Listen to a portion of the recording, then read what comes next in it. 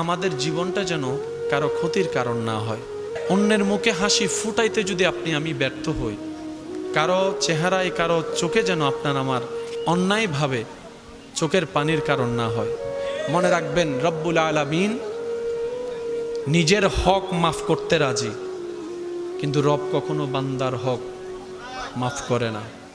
বান্দা যতক্ষণ মাফ না করবে, রব্বুল আলামিনও কখনো তাকে মাফ করবে না।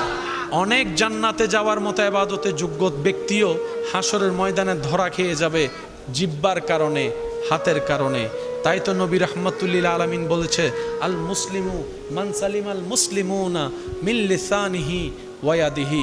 ও আমার ইমানদার ভাইয়েরা, একটু চেষ্টা করলে কঠিনটাও সম্ভব।